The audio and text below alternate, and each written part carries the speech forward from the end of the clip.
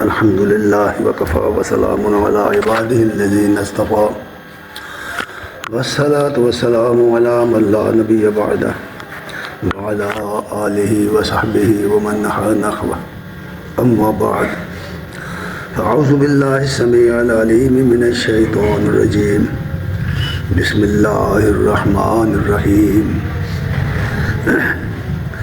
او من کان میتا فاحییناہ وجعلنا له نورا یمشی به فی الناس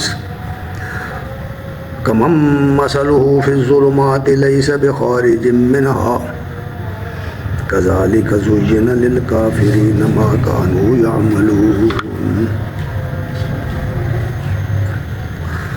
صدق اللہ مولانا العظیم وصدق رسول النبی الکریم ونحن على ذلك لمن الشاهدين والشاكرين والحمد لله رب العالمين.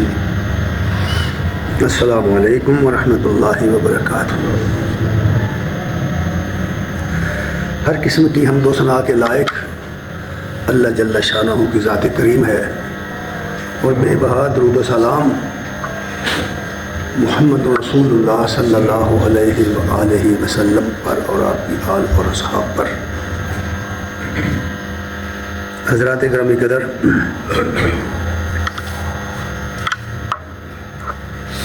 اللہ تعالیٰ کا بہت بڑا احسان ہے ان لوگوں پر جن کو اللہ تعالیٰ نے قرآن مجید کا علم حاصل کرنے اور اس کی تفہیم حاصل کرنے کی توفیق دی ہے. قرآن مجید انسانی زندگی کے لیے اس قدر ضروری ہے، اس قدر لازم ہے کہ اس کے بغیر انسان اپنی زندگی کے مقصد کو پورا نہیں کر سکتا.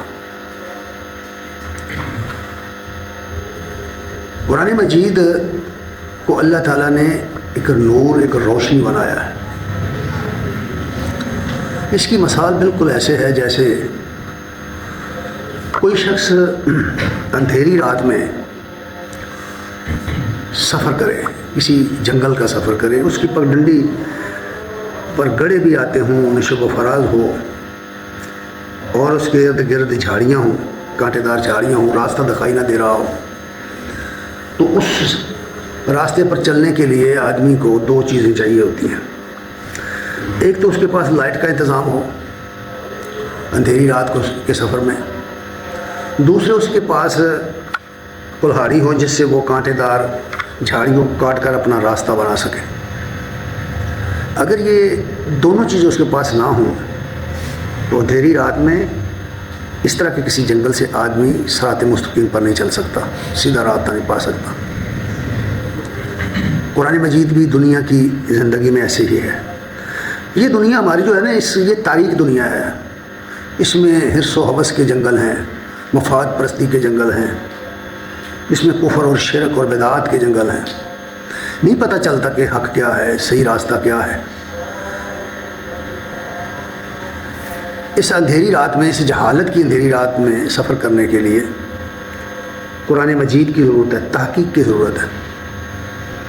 جو شخص قرآن مجید کی تعلیم حاصل کر جائے گا اور اس کے ساتھ ہی تفہیم حاصل کرے گا، اس کی سمجھ حاصل کرے گا، اس کا علم حاصل کرے گا، زندگی کے ان مشکل ترین راہوں میں چلنا اس کے لیے آسان ہو جائے گا. اسے پتہ چلے گا کہ یہاں کفر کیا ہے، شرک کیا ہے، بدعت کیا ہے، گناہ کیا ہے، ثواب کیا ہے، کون سی چیز میرے لیے مضر ہے، کون سی چیز میرے لیے مفید ہے. یہ ساری چیزیں انسان کو قرآن مجید سے ملیں گی. یہ ایک مثال ہے اس کی. اسی طرح قرآن کی مثال اس طرح بھی ہے کہ ایک آدمی مردہ ہے. اگر آپ چاہیں کہ یہ مردہ آپ کو راستہ بتائے، آپ کی بات سنے، آپ کی کوئی مدد کرے، تو ظاہر بات ہے کہ وہ نہیں کر سکتا. اگر اس مردے سے کام لینا ہے تو پہلے اس کو زندہ کیجیے، اس کو زندہ کرنا پڑے گا تاکہ یہ سنتا دیکھتا بن جائے اور تمہاری مدد کر سکے. قرآن مجید میں اس کی مثال بیان کی گئی کہ بغیر قرآنی علم کے آدمی مردہ ہے. قرآن مجید کی تعلیم کے بغیر، اس کی تفہیم کے بغیر، اس کا علم حاصل کے بغیر جو شخص ہے وہ بالکل ایسے ہے جیسے مردہ ہے. جس طرح مردے کو اپنے ماحول کی کوئی خبر نہیں ہوتی، بالکل وہ شخص بھی ایسا ہی ہے. اسے نہیں پتہ چلتا کہ کفر کیا ہے، شرک کیا ہے، بدعت کیا ہے، مفید کیا ہے، مضر کیا ہے، حلال کیا ہے، حرام کیا ہے، جائز کیا ہے، ناجائز کیا ہے، اس کو پتہ نہیں چلتا. اس دنیا میں جبکہ جیسا کہ عرض کیا ہے کہ ہر طرف یہ ان چیزوں کا ایک بہت بڑا جنگل ہے، حرص و حوث ہے، مفادات ہے.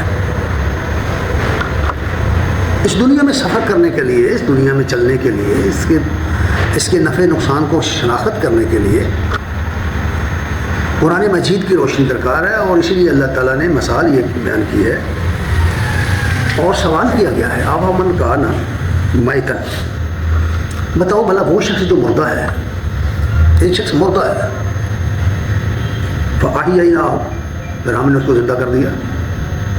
اب زندے اور مردے میں فرق صاف نظر آئے گا.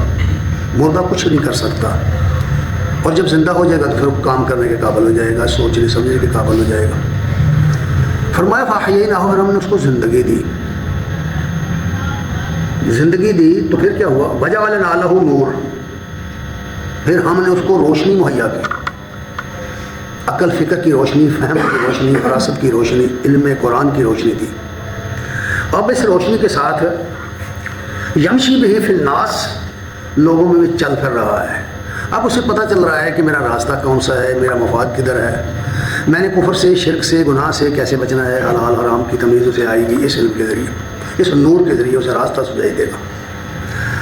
تو فرمایا کمم مثلہ فی الظلمات لیس بخارج منہا، کیا یہ شخص جس کو یہ علم مل گیا ہے، خصوصاً قرآن کا علم مل گیا ہے، دین کی تفہیم اسے ہو گئی ہے، اسے حلال حرام کی تمیز ہو گئی ہے، کیا یہ اس شخص کی مانند ہے جو تاریکیوں میں چلتا ہے، اندھیروں میں پھنسا ہوا ہے؟ اور وہ ایسے اندھیرے ہیں تاریکی جہالت کے کہ اس میں سے وہ نکل نہیں پا رہا. آپ اندازہ کر سکتے ہیں کہ اس مثال میں بالکل دو قسم کے لوگوں کا حال بیان کر دیا گیا. ایک وہ ہے جو بے علم ہے، دین کے علم سے بالکل کورے ہیں، انہیں کچھ پتہ نہیں اللہ اور اس کے رسول نے کیا ہمیں دیا ہے، کن باتوں سے ہمیں روکا ہے، کن باتوں کی ہمیں تعلیم دی ہے، کن باتوں کی طرف بلایا ہے، کچھ پتہ نہیں. وہ حرص کے بندے، خواہشات کے بندے، دنیا کی زندگی میں جہالت کے اندھیروں میں بھٹک رہے ہیں. ان جہالت کے اندھیروں سے نکلنے کے لیے قرآن مجید نے کہا کہ انہیں روشنی کی ضرورت ہے، علم کی ضرورت ہے، قرآن کے علم کی ضرورت ہے. قرآن مجید کی اتنی عظمت ہے کہ کیا وجہ ہے کہ نبی کریم صلی اللہ علیہ وسلم نے اپنی پوری زندگی جس کام پر لگا دی، حالانکہ بڑی ٹف زندگی ہے جو نبی صلی اللہ علیہ وسلم نے گزاری ہے. سیرت کا مطالعہ کریں تو پتہ چلتا ہے کہ ہر 23 دن کے بعد ایک جنگ لڑنی پڑی ہے. ہر طرف سے دشمنوں کا جو گھیرا ہے، دباؤ ہے. معاشی حالات بھی اتنے اچھے نہیں ہیں، سیاسی حالات بھی اچھے نہیں ہیں. تو ان حالات کے اندر سب سے زیادہ جو کام کیا گیا ہے، جس سے کبھی بھی تغافل نہیں برتا، وہ قرآن کی تعلیم ہے، مسلسل. یہی وجہ ہے کہ جب ہم نے سیرت کا مطالعہ کرتے ہیں، قرآن مجید کا کرتے ہیں یا حدیث کا کرتے ہیں، تو سامنے ہر وقت یہ چیز آتی ہے کہ سب سے زیادہ جو کام کرنے کا ہے، جتنے مسائل ہیں نا، جو مسائل ڈسکس ہوتے رہتے ہیں، یہ کرو مسئلہ وہ سب کے سب خود بخود حل ہو جائیں گے اگر قرآن پر فوکس کر لیا جائے، اس کو پڑھا جائے، اس کو اپنی زندگی کا مشن بنا لیا جائے. کوئی دن خالی نہ جائے کہ جس دن قرآن نہ پڑھا جائے اور سمجھ کر نہ پڑھا جائے. اپنے نظام الاوقات میں اس کو سر فہرست رکھ لیا جائے، ہر روز قرآن پڑھا جائے. کیوں؟ اس لیے کہ سب سے بڑی سنت جو نبی صلی اللہ علیہ وسلم کی ہے وہ یہی ہے، اور آپ نے ہمیشہ اس پر زور دیا. اگر ایسا نہیں تو پھر فرمایا کہ کذالک زین للکافرین ما کانوا یعملون. جو لوگ ان باتوں کے منکر ہیں، جو لوگ ان باتوں کے منکر ہیں، ان کے یہ دنیا کے اعمال جو ہیں، جن کے پیچھے وہ لگے ہوئے ہیں، وہ ان کے لیے بڑے خوبصورت بنا دیے گئے، بہت خوبصورت بنا دیے گئے، مزین کر دی گئی ہے ان کی زندگی. وہ سمجھتے ہیں کہ یہی ہے اصل زندگی اور یہی اصل منظر ہے، ساری زندگی اسی کے لیے لگا دیں گے. قرآن مجید نے ایسے لوگوں کو کافر قرار دیا ہوا ہے کہ یہ لوگ دراصل قرآن اور حدیث اور دعوت پیغمبر کے मुनकर लोग हैं। और अल्लाह ताला फरमाते हैं कि इनके अमाल को इनके लिए मुज़य्यन बना दिया। ये अपने कामों को बहुत दुरुस्त समझते हैं, ठीक ठाक समझते हैं, वो समझते हैं ठीक जा रहे हैं, हालांकि वो ठीक नहीं जा रहे। वो ऐसे रास्ते पर हैं जहाँ कुछ पता नहीं किस वक्त उनकी मौत आ जाएगी, फरिश्ते उन्हें गिरफ्तार कर लेंगे और उस रास्ते पर डाल देंगे जो रास्ता फिर क़यामत की तरफ जाता है, अल्लाह ताला के दरबार हाज़िरी का रास्ता है, उधर जाएंगे। इसलिए कुरान के नुक्ता नज़र से, कुरान के नुक्ता नज़र से ये जो ज़िंदगी है, अगर इल्म वाली ज़िंदगी है, कुरान की समझ और तफ़हीम वाली ज़िंदगी है तो ज़िंदगी है, फिर तो हयात है। अगर ये नहीं है तो फिर दूसरी ज़िंदगी कुफर की ज़िंदगी है। कुरान ने कहा कि वो शख्स मुर्दा है जो इन चीज़ों को नहीं जानता, जिसको ये नूर हासिल नहीं है वो मुर्दा है, और जिसने ये नूर हासिल किया उसकी ज़िंदगी मिल गई है। अब इस ज़िंदगी को उसे सही तरीके पर इस्तेमाल करना है, क्योंकि ये आर्जी है। अल्लाह ताला का फरमान है कि अल्लाज़ी खलक़ल मौत वल हयात लियब्लुवकुम अय्युकुम अहसनु अमला। अल्लाह वो है जिसने मौत और ज़िंदगी को पैदा किया है, इसलिए पैदा किया है कि वो देखे कि तुम में से अमाल सालिह, यानी ठीक अमाल कौन करता है, ठीक ठीक काम कौन करता है। और ठीक वो काम है जो अल्लाह और उसके रसूल के कानून और उसके ज़ाब्ते उसकी शरीयत के मुताबिक है, वो काम ठीक है। वो काम तुम्हारी खेती बाड़ी के हों या दुकानदारी के हों या कोई और, जितने ज़िंदगी के अमूर हैं वो सब के सब उसमें आए। दीन में दीनों दुनिया की तफरीक नहीं है, ये जिन लोगों ने ये समझा है वो गलत समझा है। दुनिया अपनी दुनिया के कामों को उस ज़वाबित के मुताबिक करना दीन है।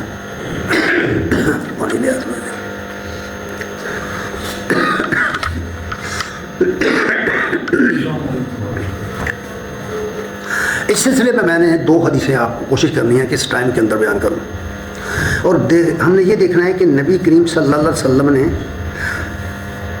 और आपके असहाब ने किस चीज़ को मिशन बनाया था, और वो क्या चीज़ थी जहाँ जो उनके नस्ब-ओ-दर में थी, वो क्या करते थे। उन्हें भी पेट लगा हुआ था, उन्हें भी कपड़ों की ज़रूरत थी, मकान की ज़रूरत थी, खाने पीने की ज़रूरत थी, ये सब चीज़ें उन्हें चाहिए थी।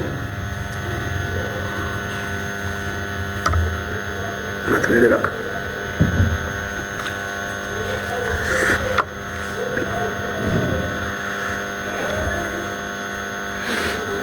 ज़िंदगी का सरमाया कुरान और हदीस से मेरे सामने ये आता है कि नूर हिदायत है।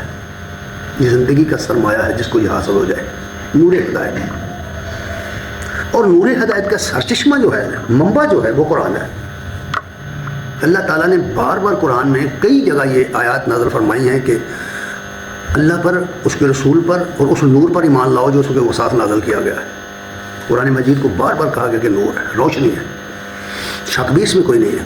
इल्म की रोशनी, इल्म ही असल दौलत है।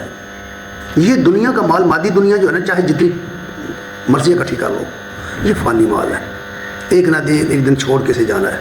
लेकिन अगर हमने ये इल्म हासिल कर लिया और इसके ज़रिए वो मतलूबा मकासद ज़िंदगी का हासिल कर लिए, तो ये हमारे साथ जाएंगे,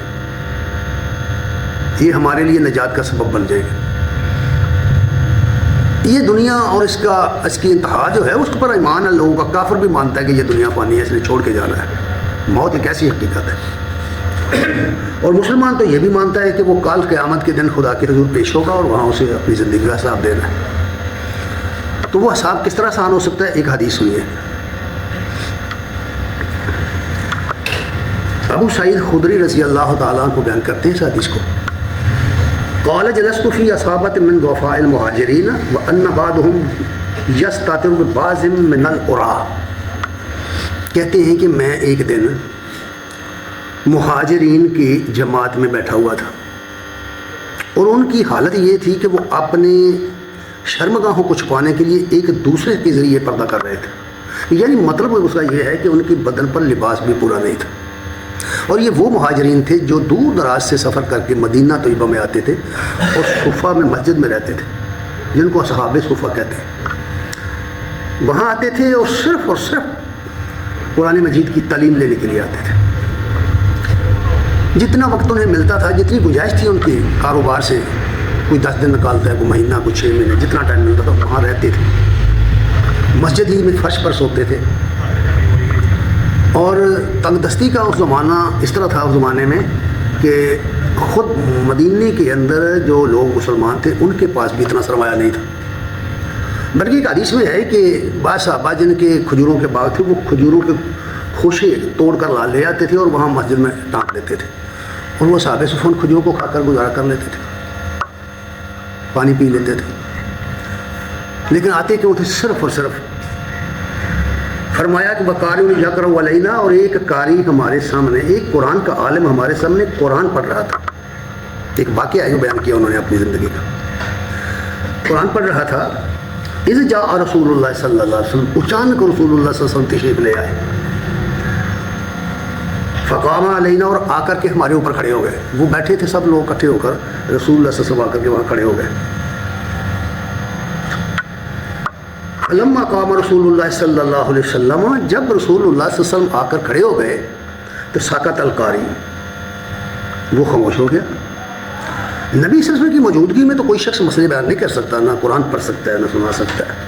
وہ خاموش ہو گیا، قاری خاموش ہو گیا. فسلم، رسول اللہ صلی اللہ علیہ وسلم نے فرمایا السلام علیکم، تم پر سلامتی ہو. ثم قال، پھر فرمایا ما کنتم تصنعون، بھائی تم یہ کیا کر رہے تھے؟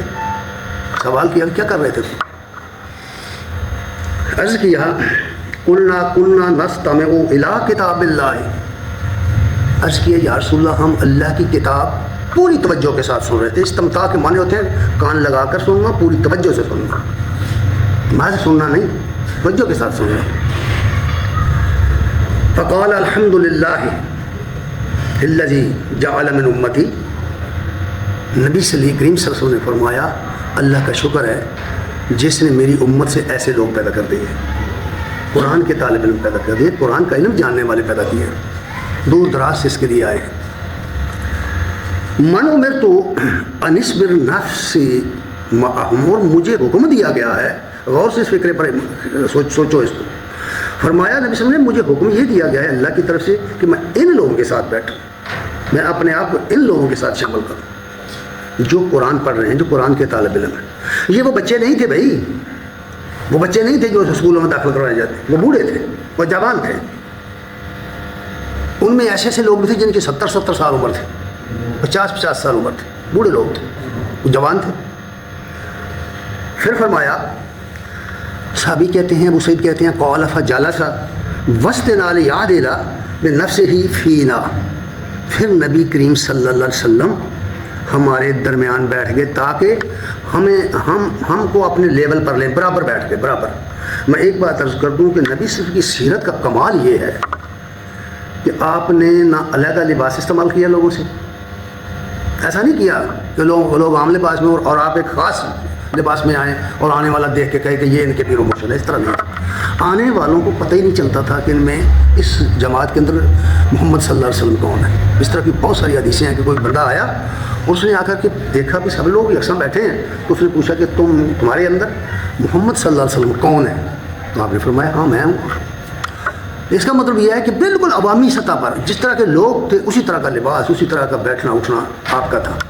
اور کسی بھی صحیح راہبر کا طریقہ اصل میں یہی ہے.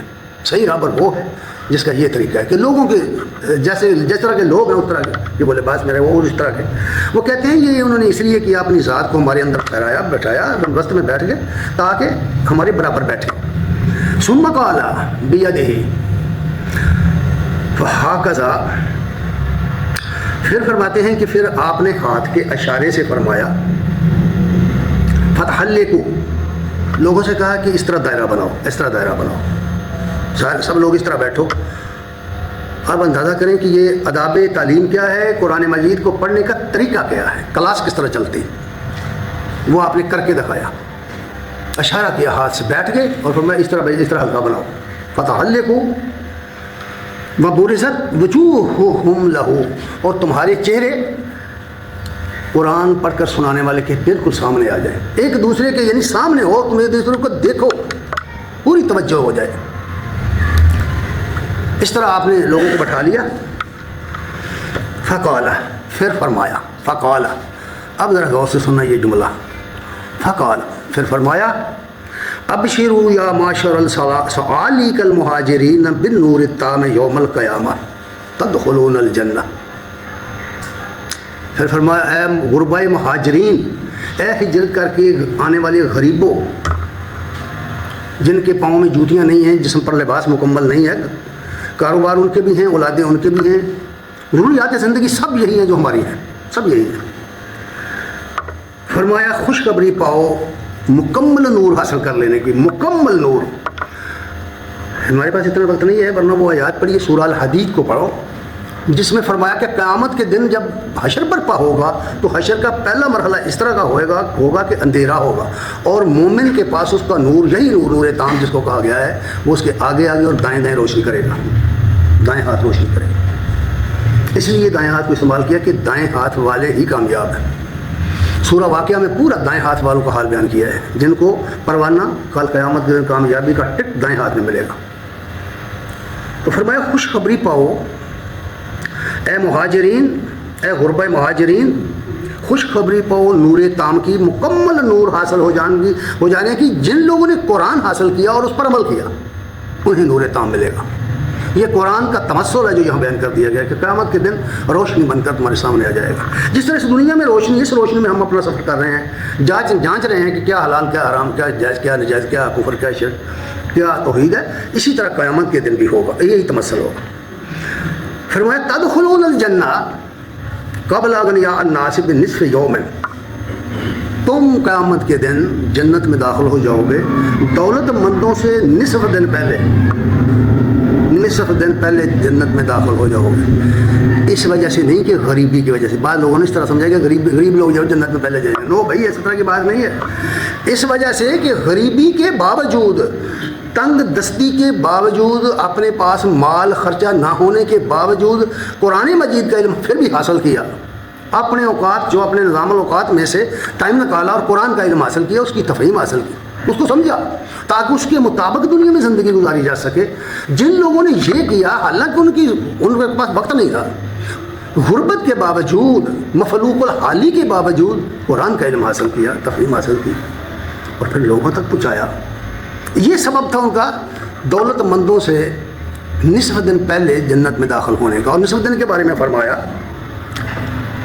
کہ وذالک 500 سنہ، وہ 500 سال کا دن ہے، 500 سال کا۔ قرآن مجید میں 2 جگہ یہ بات بتائی گئی ہے کہ اللہ کے ہاں یہ جو تم گنتی کرتے ہو، اس حساب سے اللہ کے ہاں تمہارا 1000 سال گزرے تو اللہ کا 1 دن گزرتا ہے۔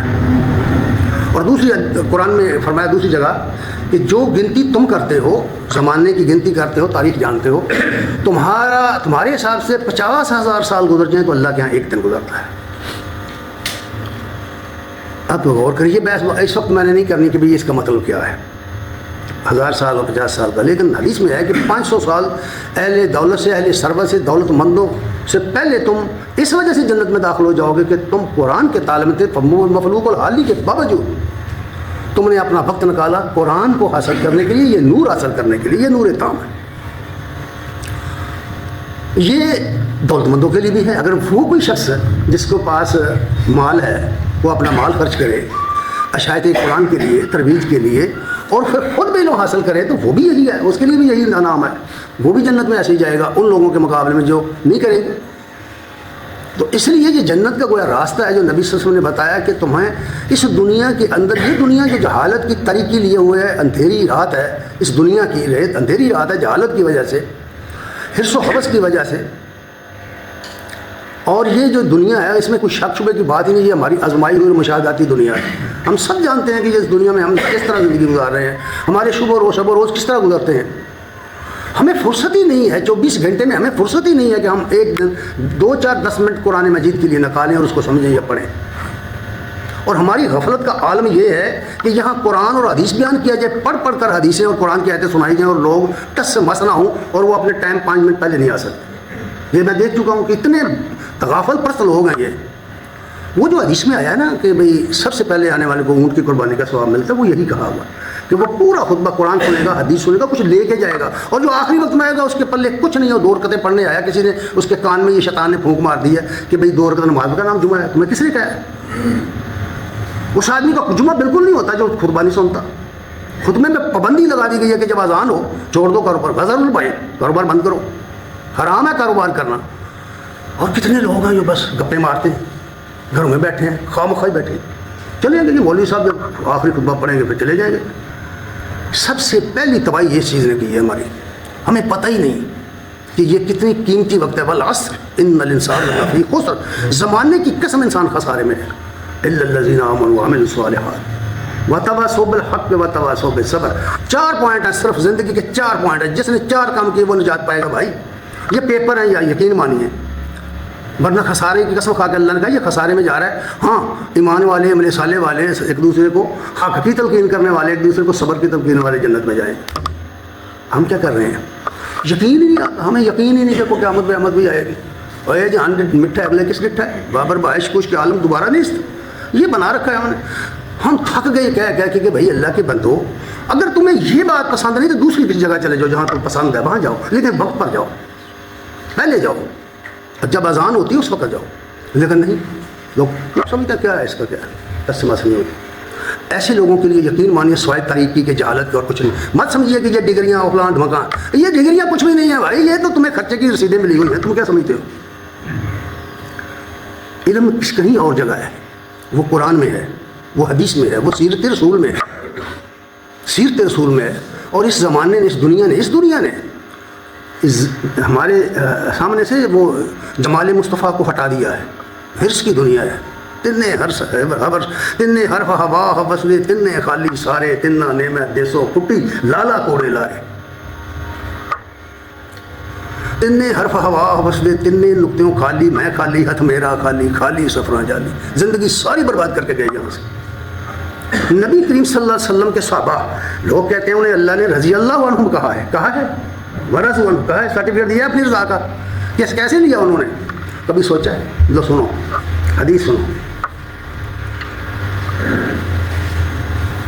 نور ہدایت کی ویلیو کیا ہے، اس کی قدر کیا ہے، اس کی منزلت کیا ہے، ایک حدیث بیان کرے گی۔ ان کثیر بن قیس رحمہ اللہ فرماتے ہیں، قال كنت جالس مع ابی الدرداء فی مسجد دمشق، وہ کہتے ہیں میں دمشق شہر کی جامع مسجد میں ابو درداء رضی اللہ تعالی عنہ کے پاس بیٹھا تھا۔ ابو درداء، ان کا نام عویمر بن عبداللہ بن زید انصاری ہیں۔ یہ نبی صلی اللہ علیہ وسلم نے فرمایا میری امت کے سب سے دنا آدمی ابو درداء ہے۔ ابو درداء کی زوجہ محترمہ جو تھیں ان کے بارے میں امام بخاری نے لکھا کتاب میں کہ ام درداء فقیہہ تھی، دین کی عالمہ تھی۔ اس کی وجہ یہ بیان کی کہ جب کسی نے پوچھا کہ عورت اور مرد کی نماز میں فرق ہے، ہمارے ہاں یہ بتایا جاتا ہے کہ فرق ہے، ہمیں ایک مکتبہ فکر ہے جو کہتا ہے کہ فرق ہے بھائی، لیکن حقیقت یہ نہیں ہے۔ اور جس طرح مردوں کے لیے نبی صلی اللہ علیہ وسلم کے اعمال سنت ہیں، عورتوں کے لیے بھی سنت، عورتوں کے لیے بھی وہی طریقہ ہے۔ اس لیے انہوں نے یہ حدیث نقل کی کہ ام درداء فقیہہ ہیں، وہ مردوں کی طرح نماز پڑھتی تھی۔ پھر اور بڑا کمال تھا ان لوگوں کو، لن تنالوا البر حتی تنفقوا مما تحبون، آیت نازل ہوئی تو ابو درداء نے کہا یا رسول اللہ میں چاہتا ہوں کہ میں اپنا باغ اللہ کی راہ میں دے دوں، مجھے سب سے زیادہ یہ پسند ہے۔ اللہ فرماتے ہیں تم نیکی نہیں پا سکتے، ہرگز مقام وفا حاصل نہیں کر سکتے جب تک اپنی محبوب چیز اللہ کی راہ میں نہیں دیتے۔ سب سے محبوب اور قیمتی چیز جو ہے وہ وقت ہے، ہم نہیں دینے کے لیے تیار۔ اور پھر واقعہ بھی اسی طرح لکھا ہوا ہے کہ وہ گئے اور داخل نہیں ہوئے باغ کے اندر، باہر کھڑے ہو کر کے کہا یا ام درداء بچے کو لے کر باہر آ جاؤ، میں نے یہ فی سبیل اللہ دے دیا ہے۔ آج کی کوئی عورت ہوتی تو وہ اس کے پیچھے پڑ جاتی لٹ لے کر۔ صحابہ کرام کو اللہ نے رضی اللہ عنہم ورضوا عنہ کیوں کہا ہے، یہ سرٹیفکیٹ رضا کا کیوں دیا ہے، اس پر بات کرنی ہے میں نے۔ وہ کہتے ہیں کہ میں ان کے پاس بیٹھا تھا تو ایک آدمی آیا، فجاءہ رجل، ان کے پاس ایک آدمی آیا، فقال یا ابو درداء انی جئتک من مدینۃ الرسول، اس نے کہا کہ ابو درداء میں تمہارے پاس رسول اللہ صلی اللہ علیہ وسلم کے شہر سے آیا ہوں، مدینہ سے آیا ہوں۔ بلغنی، مجھے یہ بات پہنچی ہے، مجھے یہ پتہ چلا ہے کہ انک تحدثہ عن رسول اللہ صلی اللہ علیہ وسلم، مجھے پتہ چلا ہے کہ تم رسول اللہ صلی اللہ علیہ وسلم کی ایک حدیث بیان کرتے ہو۔ آپ جانتے ہیں کہ مدینہ سے دمشق کتنی دور ہے؟ پتہ ہے آپ؟ تقریباً 1000 میل کا سفر ہے۔ گاڑیاں نہیں تھیں، موٹریں نہیں تھیں، سواریاں نہیں تھیں، پیدل سفر یا گدھوں پر سفر یا اونٹوں پر سفر. اور اونٹ تو کسی کے پاس ہوتا ہی نہیں تھی نا, وہ تو امیر لوگوں کے پاس ہوتے تھے, گھوڑے یا اونٹ. غریب طبقہ تو اونٹوں پر, گدھوں پر یا پھر پیدل سفر کرتے تھے. کئی مہینے لگ گئے ایک حدیث سننے کے لیے. ایک کیا ہم نے کبھی اس طرح کیا ہے کہ ہم چلیں 10 میل 15 میل 2 میل 4 میل کبھی سفر کیا ہے ہم نے کہ چلیں آج ایک حدیث سنیں گے, ایک آیت سنیں گے؟ کبھی کیا سفر؟ من سے پوچھئے, اپنے من میں ڈوب کر پا جا سراغ زندگی. میرا نہیں بنتا, نہ بن, اپنا تو بن. میرے بھائی کبھی سفر نہیں کیا. وہ کہتے ہیں میں مدینہ تو رسول سے آپ کے پاس اس لیے آیا ہوں کہ مجھے پتا چلا ہے کہ تم حدیث رسول بیان کرتے ہو. اس نے کہا ہاں. پھر ساتھ ہی اس نے کہا جی تو لحاجت, کوئی کام مجھے دنیا کا نہیں ہے اور میں صرف حدیث سننے آیا ہوں.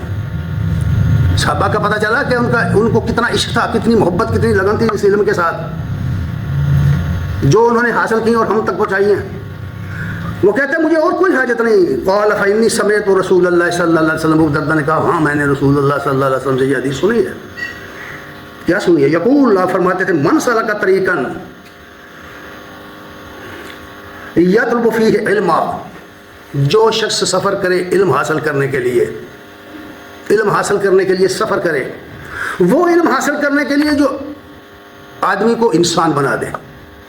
جو علم آدمی کے اندر خلاقیت پیدا نہ کرے گا وہ علم نہیں ہوتا, وہ فن ہے. وہ پیٹ کے طواف کے لیے, ساری زندگی پیٹ کا طواف, لاکھوں میں تنخواہیں, کاروبار, پیٹ کے لیے صرف روٹی کا طواف ہو رہا ہے, صرف روٹی کا. اخلاقیات کے نام کی کوئی چیز ہی نہیں ہے. آپ نے ملک کو آپ جانتے ہیں کس قدر کرپشن میں دھنس گیا ہے. ایک قاصد سے لے کر صدر تک ہر شخص کرپشن چل رہی ہے. حالانکہ کون نہیں جانتا کہ یہ PhD لوگ ہیں بھائی, MPhil کیے ہوئے ہیں انہوں نے بڑی بڑی دنیا کی یونیورسٹیوں سے علم حاصل کیا ہے.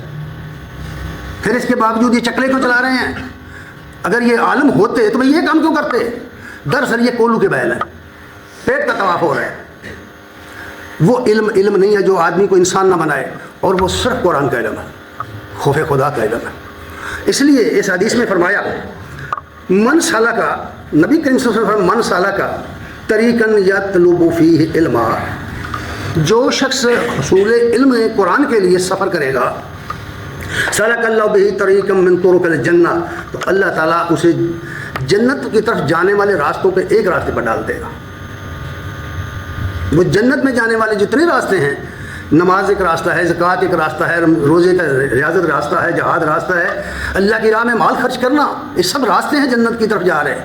اگر کوئی خلوص نجی کے ساتھ یہ کام کر رہا ہے, اور جو آداب اور جو شرائط مقرر کر دیے گئے ہیں, اللہ اور اس کے رسول نے جو ارکان مقرر کر دیے گئے ہیں, اگر وہ پورے کر رہا ہے اور اس نیت کے ساتھ کر رہا ہے کہ میں نے رب کی رضا کے لیے کرنا ہے, تو وہ جنتی ہے. توحید پرست آدمی جنتی ہے. نبی صلی اللہ علیہ وسلم نے فرمایا قال لا الہ الا اللہ فاعل جنہ, جو شخص کہے کہ اللہ کے سوا کوئی مشکل کشا نہیں ہے, اس پر یقین بھی پیدا کرے, ایمان لائے. من قال لا الہ الا اللہ فدخل الجنہ, وہ جنت میں داخل ہوگا. اور جو شرک کرے گا, فرمایا قرآن میں ہے کہ اس پر جنت حرام کر دی گئی ہے. یہ کہاں سے ملتا ہے علم؟ قرآن میں ملتا ہے. اس لیے یہ بات فرمائی گئی ہے کہ اس آدمی کی عظمت تک یہ حال ہے ان الملائکۃ لتضع نحتہا رزل طالب العلم, اللہ کے ملائکہ اس آدمی کے پاؤں کے نیچے اس کی خوشنودی حاصل کرنے کے لیے پر بچاتے ہیں. تم کہہ سکتے ہو کہ ہم نے تو نہیں دیکھے بھائی ان لوگوں کے پاؤں کے نیچے پر بچاتے ہیں. تو دیکھے کس نے ہیں فرشتے؟ کیا تمہارا یقین نہیں ہے کہ کرامن کاتبین ہیں جو ہمارے ادھر ادھر سائیں دائیں بائیں ہماری حرکات و سکنات کی پوری فلم بنا رہے ہیں, پوری ریکارڈ بنا رہے ہیں؟ ہے نا یقین؟ قرآن میں ہے نا, سورہ رات میں ہے کہ انسانوں کے ارد گرد ہم نے پیرا لگا رکھا ہے فرشتوں کا, اس کے ساتھ چلتے ہیں, اس کی حفاظت یا فضول ہو اس کی حفاظت بھی کرتے ہیں, اور وہی فرشتے جب حکم ہوتا ہے اسے گرفتار کر لیتے ہیں. تو یہ فرشتے پر بچاتے ہیں بھائی اس طالب علم کے پاؤں کے نیچے جو قرآن کا علم حاصل کرنے کے لیے نکلتا ہے. وَأَنَّ لِلْعَالَمِ يَسْتَغْفِرُ لَهُ مَنْ فِي السَّمَاوَاتِ وَالْأَرْضِ وَالْحِيطَانَ فِي جَوْفِ الْمَاءِ. قرآن کے علم حاصل کرنے والوں کے لیے زمین کی, آسمان کی ہر چیز بخشش مانگتی ہے. پانی کی گہرائیوں میں اترنے والی چل پلنے والی مچھلیاں دعا نبی صلی اللہ علیہ وسلم نے فرمایا دعائیں کرتی, اس کے لیے اس کی خیر مانگتی. پوری کائنات جو ہے نا اس کی مدد پر کھڑی ہو جاتی ہے, اس کی سپورٹ کرتی ہے, اسے اسباب مہیا کرتے ہیں فرشتے. جو شخص صرف ہدایت حاصل کرنے کے لیے یہ عمل کرتا ہے.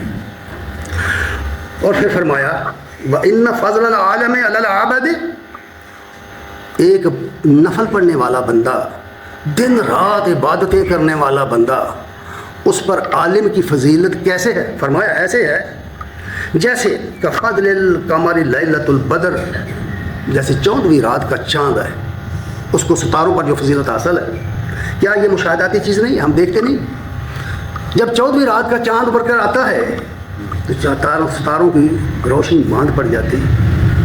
یہ ہے اس شخص کا مرتبہ، اس کی منزلت جس کو اللہ نے قرآن کا علم دیا، جس نے قرآن کا علم حاصل کیا ہے. لوگ سنتے ہیں نا کہ فلاں آدمی 100 رکعت پر نفل پڑھتا تھا، 1000 نفل. ارے وہ 1000 نفل نہ پڑھ، قرآن پڑھ، علم حاصل کر اس کا. نبی کریم صلی اللہ علیہ وسلم کے صحابہ میں سے پوری جماعت میں سے کوئی شخص ایسا نہیں کرتا تھا کہ وہ 1000 نفل پڑھتا ہو، 100 نفل پڑھتا ہو. وہ عشاء کے وقت سوتے تھے، صبح اٹھ کر تہجد پڑھتے تھے، بس قرآن پڑھتے تھے. یہ قرآن پڑھنے والوں کی بات ہو رہی ہے بھائی. وہ مجلس لگی تھی جس میں رسول اللہ صلی اللہ علیہ وسلم تشریف لائے تھے. پھر کہتے ہیں کہ الا سائر الکواکب وان العلماء ورثۃ الانبیاء، نبی صلی اللہ علیہ وسلم نے فرمایا انبیاء کے وارث علماء ہوتے ہیں. کون علماء؟ وہ علماء جنہوں نے للہ فی اللہ علم حاصل کیا، اللہ کے دین کا علم حاصل کیا، قرآن کا علم حاصل کیا، ان کی بات ہو رہی ہے. اور پھر فرمایا ان الانبیاء لم یورثوا دینارا ودرہما، انبیاء درم و دینار چھوڑ کر نہیں جایا کرتے، وہ علم چھوڑ کر جاتے ہیں اور اس علم کے وارث ہوتے ہیں. اور پھر فرمایا ورث العلم، جس نے علم حاصل کیا، وہ انبیاء کا چھوڑا ہوا علم. ہمارے نبی صلی اللہ علیہ وسلم نے ہمیں ایک قرآن دیا اور تاکید کی کہ اگر تم اس کو تھامے رکھو گے، پکڑ کے رکھو گے اس کا دامن، اور نبی کی طریقے کو سنبھالے رکھو گے تو گمراہ نہیں ہوگا. یہ ہمیں حکم دیا گیا، بتایا گیا کہ قرآن کے ساتھ تمسک کرو، پکڑو اس کو اور مضبوطی سے تھامو اس کو، اور اللہ کے رسول کا جو طریقہ تھا وہ اختیار کرو. جس کو تم سنت کہتے ہو، میں نے اسی لفظ سنت کا ترجمہ طریقہ کیا ہے. جس راستے پر اللہ کے رسول چلے، جس طرح زندگی گزاری، جس طرح ان کے صحابہ نے زندگی گزاری، وہ طریقہ اختیار کرو. پھر اس لیے فرمایا ورث العلم فمن اخذ بحظ وافر، جس نے یہ اختیار کیا اس نے انبیاء کے علم کا حصہ وافر حاصل کر لیا. حضرات گرامی قدر، علم روشنی ہے، علم فوز و فلاح کا راستہ ہے، علم عظمت کا راستہ ہے، اور تقویٰ